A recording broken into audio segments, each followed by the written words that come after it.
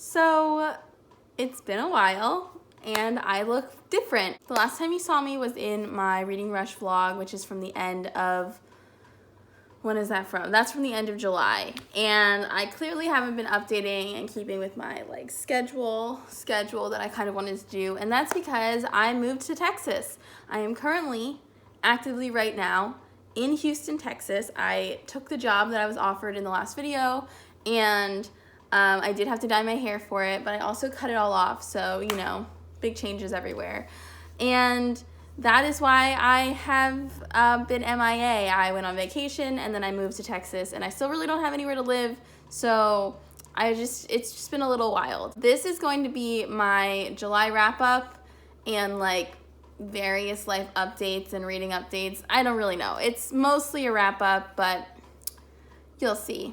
Firstly, my channel is no longer Blue Hair and Books. It is Pisces Paperbacks because I don't have blue hair anymore and I wanted to rebrand again, I know, I'm sorry, to something that is a little bit less dependent on my appearance. Even though I wanted to have blue hair for the rest of my life, it doesn't always work out. And I'll go back to blue eventually, but until then I still need to have, a name that I like, and I still have that alliteration going, so that makes me happy. I also met my friend Hannah for the first time.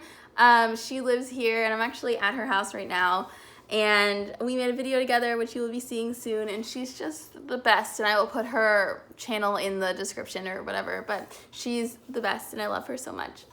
She's great. But yeah, let's get started so this video isn't 6 million hours long. So in July, I read 19 books. This is primarily due to the fact that I discovered audiobooks and they changed my life. So 19 books. 6 of them were young adult books, 4 of them were adult fiction, and 9 of them were romance. The first book I read this month was, I also don't have any of my books because they're all in boxes in New Jersey. Anyway, the first book I read this month was 13 Little Blue Envelopes by Maureen Johnson. I gave it 2 stars. This book was about a girl, I believe her name was Ginny. Like I said, I don't have the book, so it's so much work to look up all the descriptions, who her aunt passes away, and a couple months later she receives a letter giving her instructions on how to go to Europe. She's going basically on a scavenger hunt across Europe. This was one of the books where there's really an unnecessary romance. I clearly love romance. It's my favorite thing.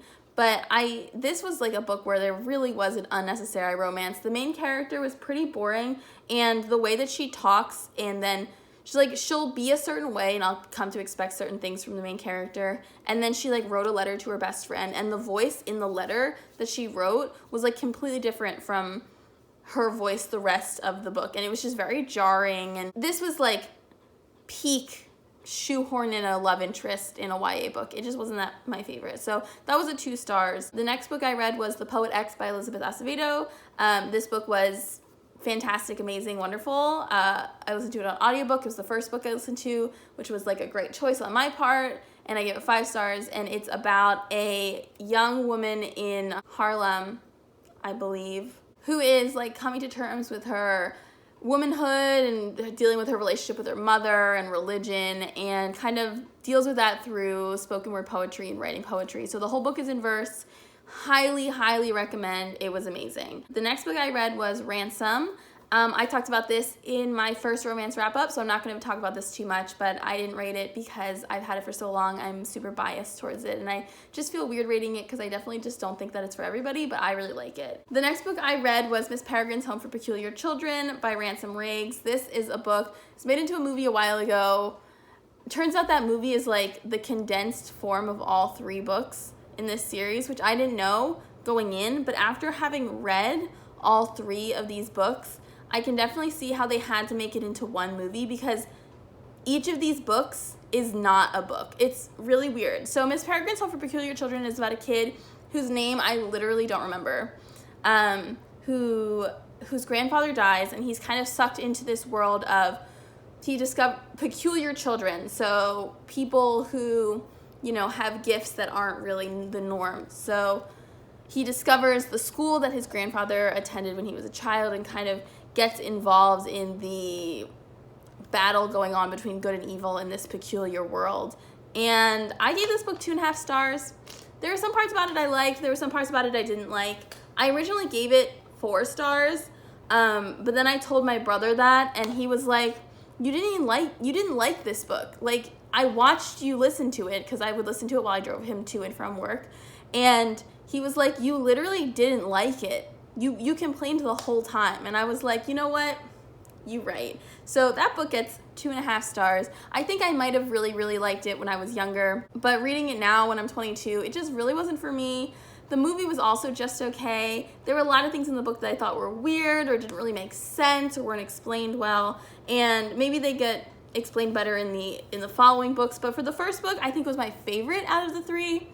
But we'll get to the second and third books right now, actually. So the next book I read was Hollow City by Ransom, which is the second book in the Peculiar Children series. 1 star. I hated this book. This book was awful. It takes place over like 3 days, and it feels when you're reading it like 7 years. Like, it's so boring. Everything's boring. I don't care about any of the characters. They're all annoying. And it's basically it's like the second book in the series, so I don't want to like spoil anything. But after the main character in the first book gets kind of involved with the good and evil battle going on in the peculiar world, the second book is him kind of becoming more entrenched in the conflict and trying to help these peculiar children save their headmistress and stuff like that. And it was okay, but it wasn't good. I didn't like it. The next book I read was Trust Me by Jayne Krentz. I gave it 2 stars. I am a sucker for Jayne Krentz books, so I liked it anyway, even though it was bad, because she writes the exact perfect type of dynamic and murder mystery like situation that I am a fan of. This was not her best. I talked about this more also in my romance roundup, so I'm not going to really go into the plot, but that was a 2-star book for me. The next book I'm going to talk about is Station 11 by Emily St. John Mandel, and honestly, I feel like I'm going to get like crucified for this, but I only gave it 2 stars. I didn't really like it. I thought it was boring. As I was reading this, one thing that kept coming up in my head was that I guess I just don't like books where there are disparate chapters and you kind of see how it comes together in the end. But the next book I read after this, the next like actual fiction book that I read after this, was like the same thing, and I really liked it. So I just think that in this particular book, I wasn't enough attached to the characters. I feel like the character who was the main person I didn't even tell you what this book was about. So Station 11 is about a performing Shakespeare orchestra troupe after the apocalypse, and they are kind of traveling from town to town, and they come in conflict with a man called the Prophet.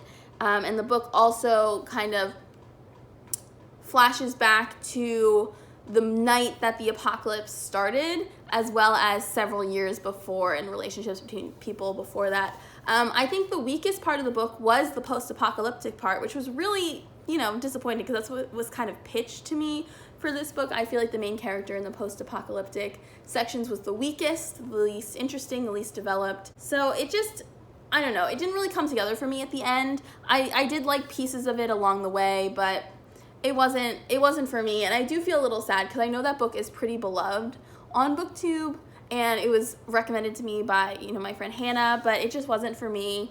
And I think I'd read more books by her, because I think the writing was beautiful. There were parts of it that I really, really enjoyed.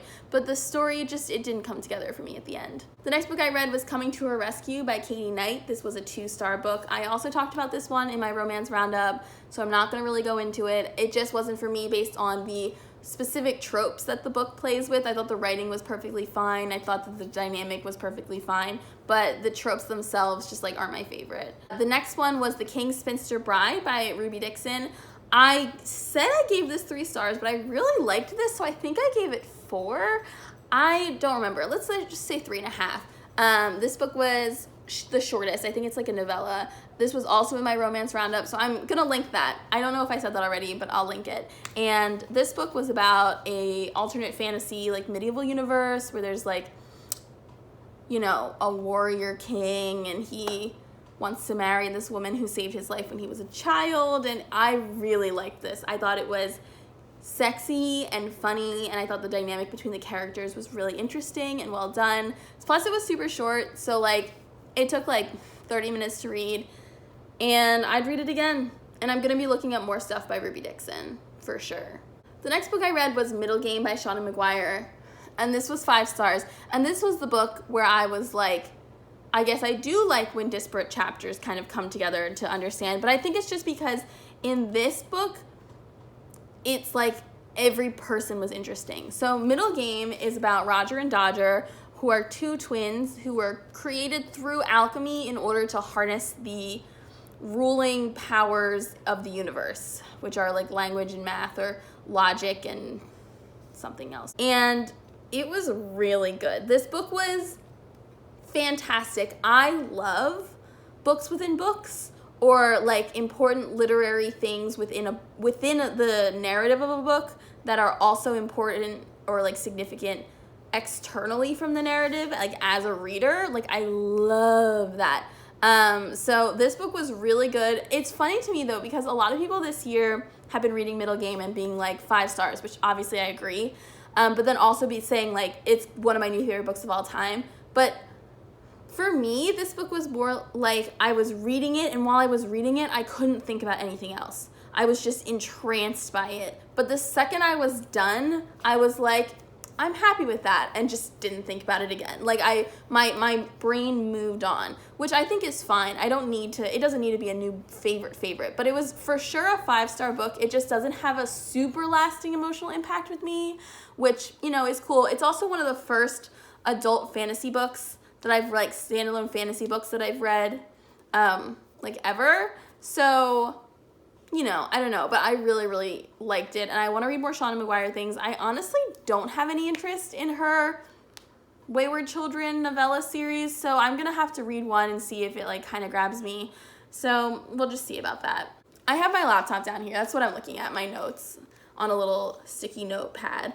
The next book I read was Library of Souls by Ransom, which is the 3rd and final book in, like, the series of the Peculiar Children whatever. I gave this one 2.5 stars. I thought this book was the thing about I obviously can't tell you what like the plot is because it's the final book in a trilogy.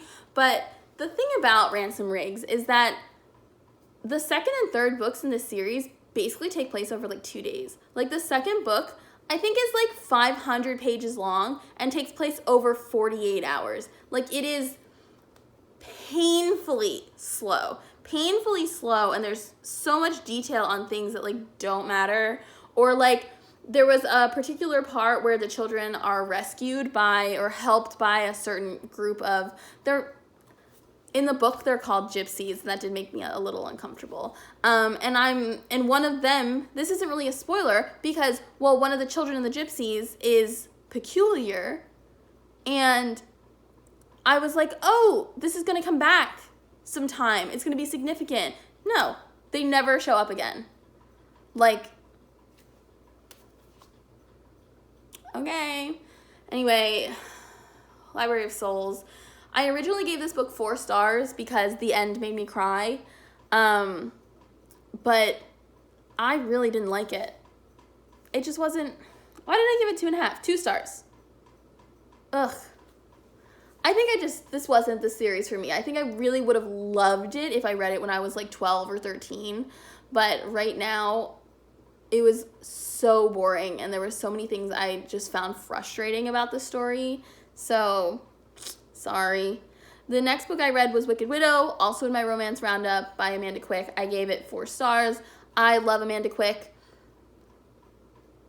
That's all I have to say. This book was okay for her, but like, I still like it, and I'm going to keep reading them because I am a sucker. The next book I read, the next 5 books on this list are from my Reading Rush TBR, so these are all books that I've talked extensively about in my Reading Rush vlog, so I'm not going to talk about these really in depth, and I will link that video up above right now.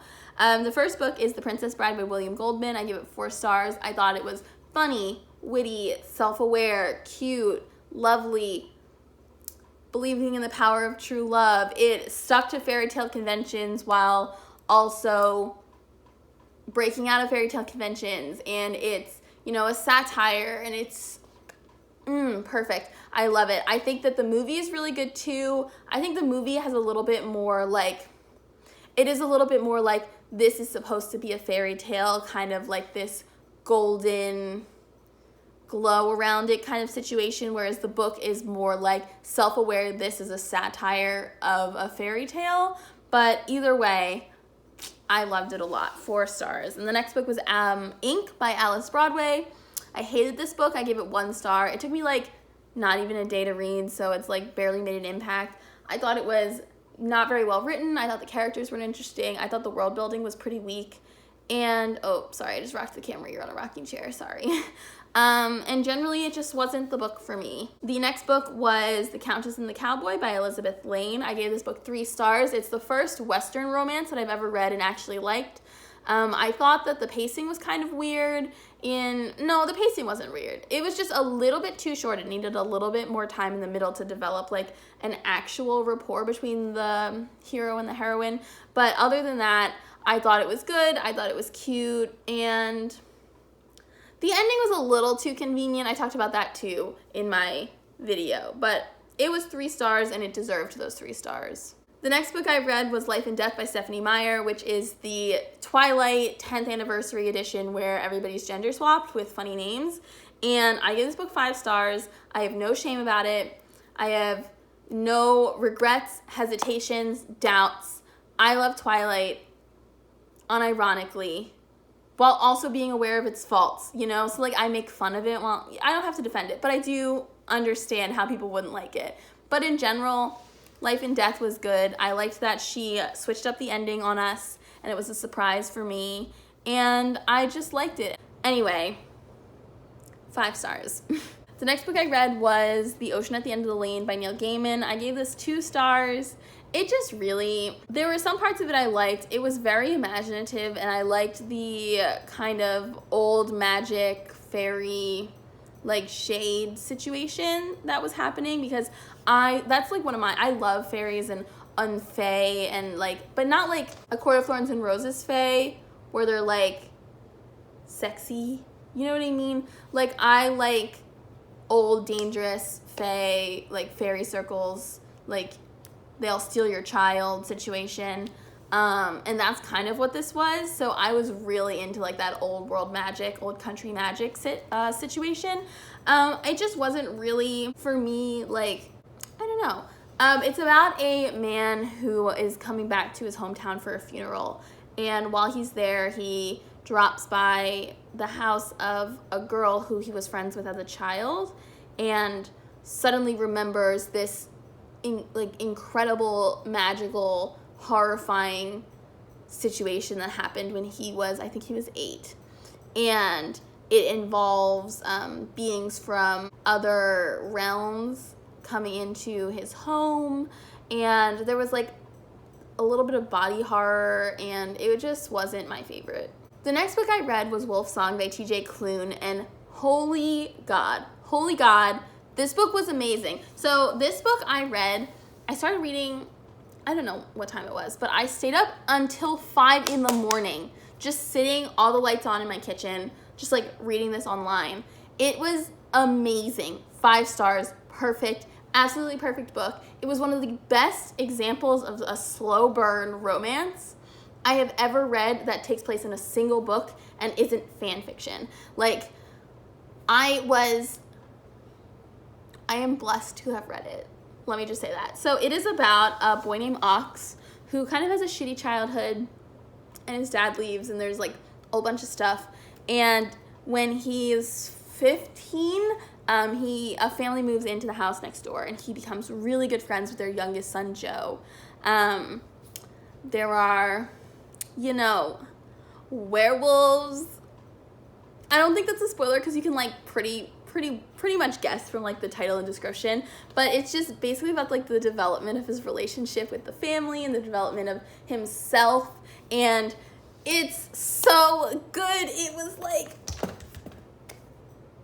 so good. I read it and I cried. It was amazing. Like the conflict between the characters was perfect. I am a person who really, really loves when, like, emotional closure. So I am never really satisfied when a fight gets cut off halfway, like through, if they're distracted or if they decide they're just like, you know what, we just have to let it go.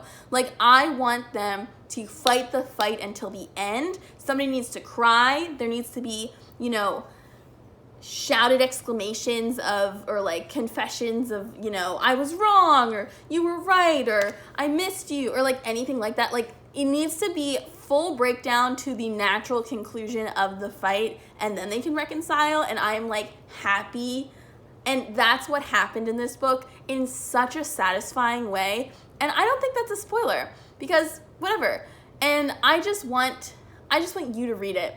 I just want you to read it. Wolf Song, TJ Klune. It's so good. I'm in love with Ox.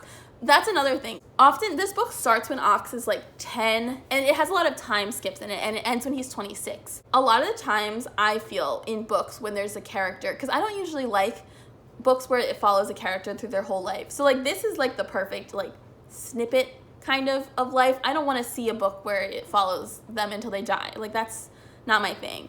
But something that bothers me a lot is that the voice of the narrator, or the voice of the main character, doesn't really change as they grow. Like, they have like a set personality, and the author kind of sticks with that, like those narrative choices from beginning to end. And the development of Ox as a character, as a person, the way he speaks, the way he thinks, the way he acts is so good. It was impeccable.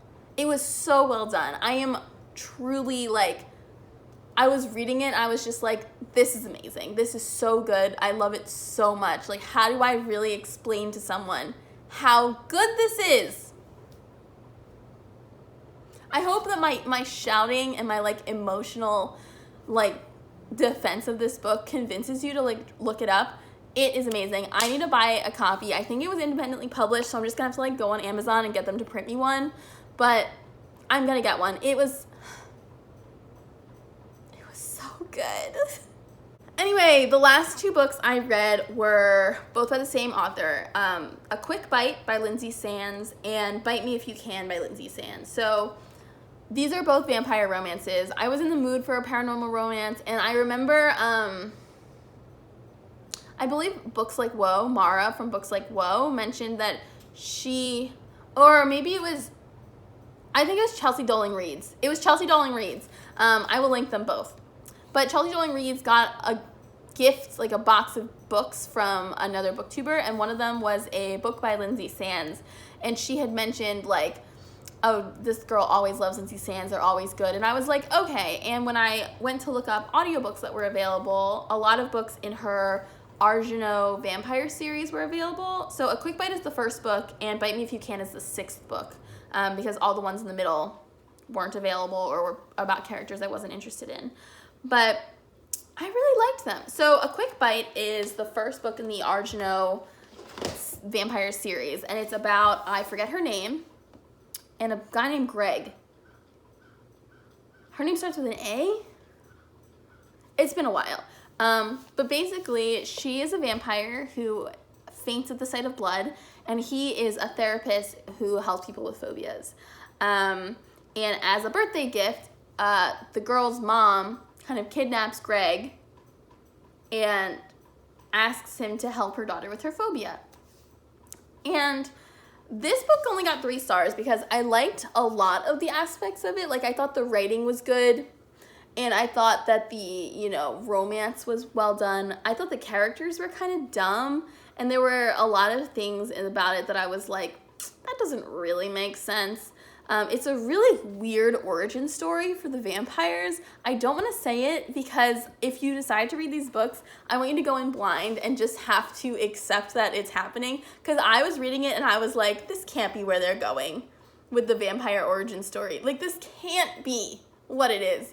And yet it was. And let me just say, it involves nanobots. So, no comment there. But I liked it, and I liked it enough to follow on in the series. So the next book I read was Bite Me If You Can, which is about Luchin, and he is one of the oldest ancient vampires, and he finds himself tasked with helping this woman transition into vampire-ness after being like kidnapped and turned without her permission. And I thought that the difference between the first book and the sixth book, like, leaps and bounds better in the writing, in the dialogue, in the, like, the relationship, like, the chemistry between the characters. And I gave this book 4 stars. I really, really liked it enough that I'm actually going to go back, and I think I want to collect, like, physical copies of all of these books. So I'm going to go back and, like, find the first one. And I'm not going to reread it, but I'll, like, find the second one and read that. I'm going to read them all in order and get them. The problem, though, is that when it comes to romance novels, I really loved used ones. Like, I feel like a new romance novel doesn't really have that, like, you know, like, pocket paper, like, mass market paperback charm to it if it's, like, really new. So that's, like, kind of, you know, not a great thing when you want to buy a whole series of books. So I'm probably going to have to suck it up and just get them new from, like, Book Depository or, what's it called, Book Outlet. They probably won't have them. Maybe we'll just get them on Amazon. But I will do that because I really liked them, and I'm invested now. What can I say? I'm invested. The last thing I want to talk about are the 3 books that I have with me here that are the only 3 that I physically have had while I was moving. So the first 2 are the ones that I've actually had while I was, like, on vacation and then moving. The first one was a gift from a good friend. It's called With the Fire on High by Elizabeth Acevedo. I believe it is about a teen mother in Philadelphia, which is why she got it for me, because I moved from Philadelphia and she was like, it's our home. But it's about a teen mother in Philadelphia who wants to be a chef, and it is beautiful. I know everybody talks about, like, how gorgeous it is, but, like, look at that hardcover. Like, that is amazing. Like, that is beautiful. I'm so glad that they were able to do that for all of the copies of it. It's also a signed, where is that? It's signed. There we go. Acevedo. I have not read it yet. And that's because with all this change going on, I was kind of drawn to, like, a comfort read. So the book that I brought with me is A Date with the Other Side by Erin McCarthy. I can't see it. It's covered by a sticker. And this is one of the romance novels that I've had in my possession for the longest. It's one of the first ones I ever read, and it is one of my favorites. It's about a girl named Shelby Tucker from a small town in Ohio, and a man named Boston, who is kind of like a corporate guy from Chicago, who has been sent to Cuttersville, Ohio, which is the town, and doesn't really know why. And it's about, you know, country girl, city boy. He's like it calls him bad boy Boston McNamara on the back, but he's not really a bad boy. Like, he's really not. He's just kind of like, you know, he's like a city slicker. And I just really love this book, so I started reading this again. I'm about halfway through. The thing about this book, though, is that I have read this book at least 3 other times this year, but I never start at the beginning. I always start, like, halfway through when they're, like, actually flirting and not just, like, getting to know each other. So technically, this is, like, the 3rd reread this year, but it's the first time I've started from the beginning in, like, a couple years. You know what I mean? So I don't really know how to count this when it comes to, like, Goodreads and stuff, because I've read this 6 million times. I literally just go back and reread my favorite scenes, like, over and over again, like, probably every couple months. But I haven't reread the whole book in forever. So A Date with the Other Side, Erin McCarthy. I love this book. I think it's really cute. I think it's a cute cover. And I just like it. And I didn't realize, this is something that I do a lot, is that I read the first book and then, like, never finish a series. And with romance novels, it's especially kind of, like, bad because they're not really series where they're, you know, all connected through plot. They're just connected through, like, similar characters. And this is a series. Like, this is the first book in the Cuttersville romances. And I want to read the rest of them because I think the next one is with Shelby's ex-husband, which is another cool thing about this book, is that she's divorced, which is, like, not very common in romance novels. Anyway, I really like this one, and I want to talk about the last book, which is Fix Her Up by Tessa Bailey. I bought this book at Walmart not that long ago, probably on Tuesday, a few days ago, because I lost my phone charger. I actually left it at Hannah's house, and I've been staying at an Airbnb all the way across town during the week because it's closer to my office. And I left my, oh, it has the price sticker on here. I left my charger here at her apartment, and so I had to go to Walmart, and my phone was like basically dead. So I bought a book to read while I charged my phone, and this is the one I picked. I'm only like 15 pages in, but I can already tell you that I'm gonna like it. I actually saw this on Goodreads months and months ago before it came out and before it was all over BookTube, and it was like, oh, that sounds really cute.